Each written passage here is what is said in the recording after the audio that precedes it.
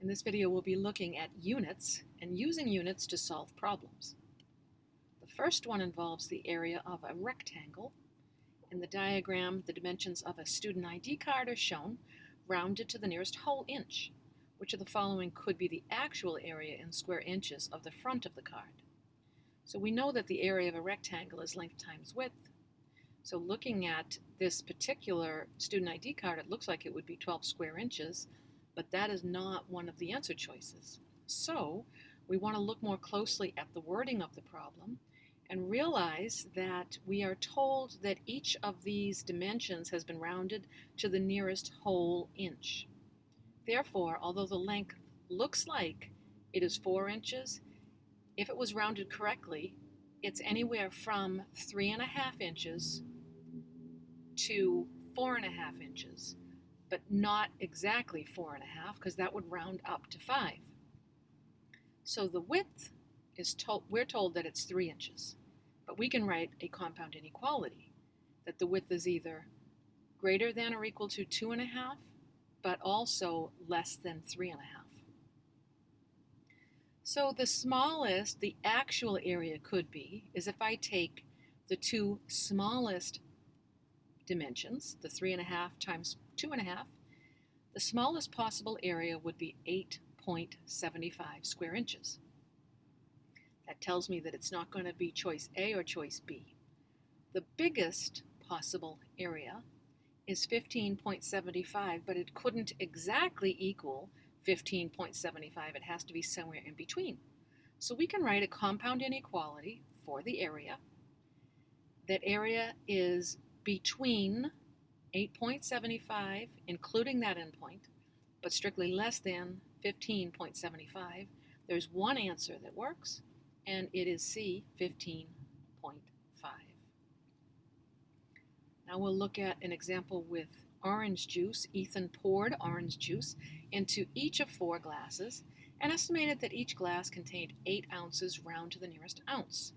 Based on Ethan's estimate, which of the following could be the actual total amount of orange juice in the 4 glasses? So 8 ounces times 4 would be 32 ounces. But none of these choices are 32, so once again we look carefully at the wording of the problem. We realize that we're talking about a rounded number here, that it's not exactly 8 ounces in each glass, it's rounded to 8.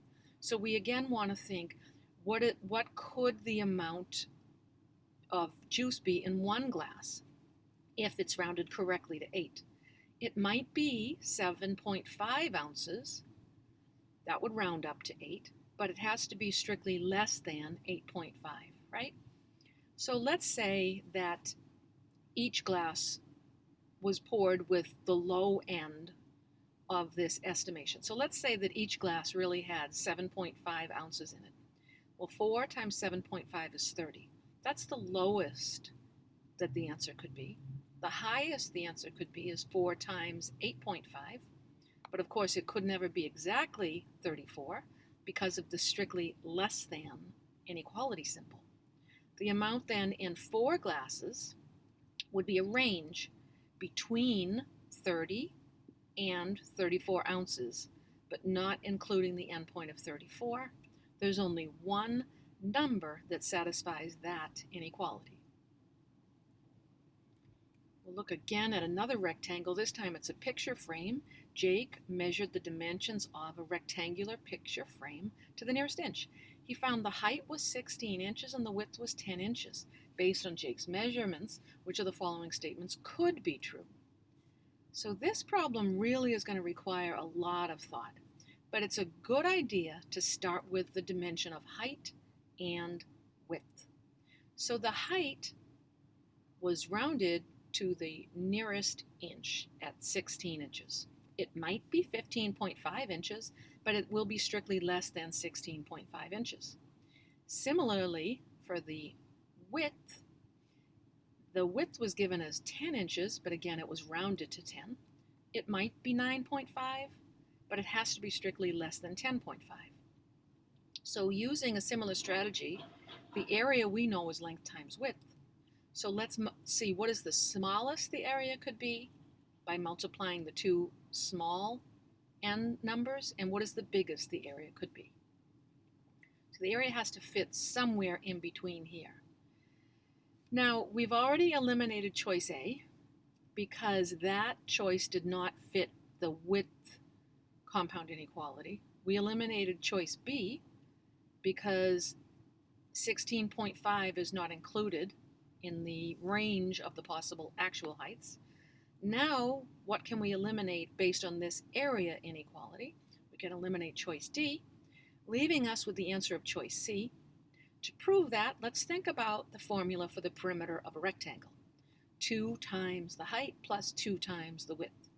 So let's find our range of perimeters. 2 times the low end plus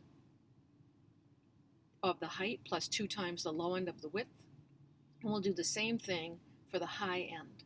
We can see that the perimeter falls in this range and 50 is definitely included. Last example is about a flagpole. The height of a flagpole rounded to the nearest foot is 42 feet.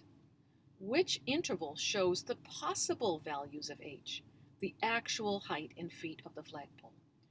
Well, this particular problem just asks for us to consider the 4 given inequalities and which of these actual heights would correctly round to 42.